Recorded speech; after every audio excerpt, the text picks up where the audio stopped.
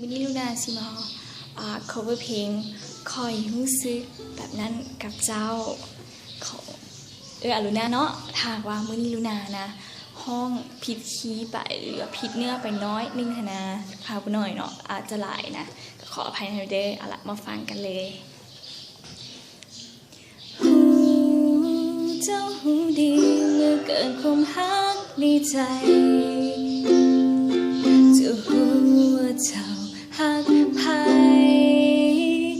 วินาทีเดียวเจ้ายิ่งท่าบ่ได้ที่จะไปอยู่ข้างเขาเขาคือคนสุดท้ายที่ค้างในความคิด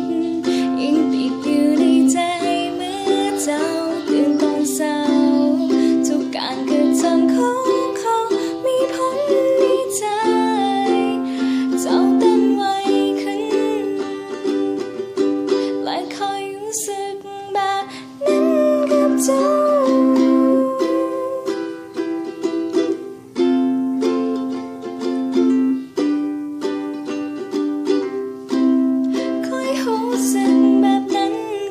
้าสิ่งที่กำลังเกิดในใจสิ่งที่ใจคอยปฏิเสธบ่ได้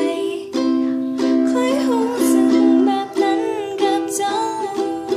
หากที่มีบริสุทธิ์ในใจหากที่มีอยากจะมอบให้เจ้าไป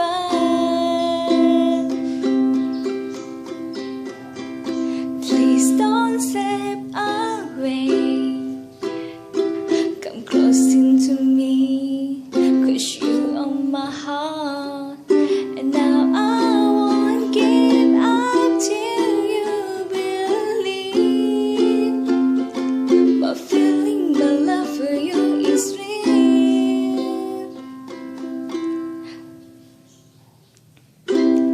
เจ้าคือคนสุดท้ายที่ค้างในความคิด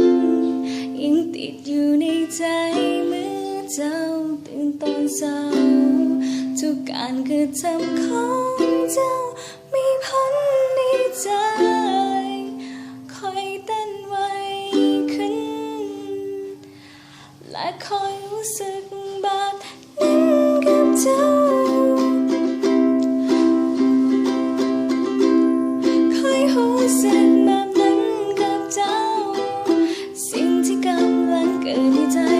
สิ่งที่ใจเขาปฏิเสธบ่ได้คอยรู้สึกแบบนั้นกับเจ้าหากที่มีบริสุทธิ์ในใจหากที่มีอยากจะมอบให้เจ้าไปขอบใจด้วยที่ฟังเพลงคอยรู้สึกแบบนั้นกับเจ้าบ๊ายบายขอบใจเด้อ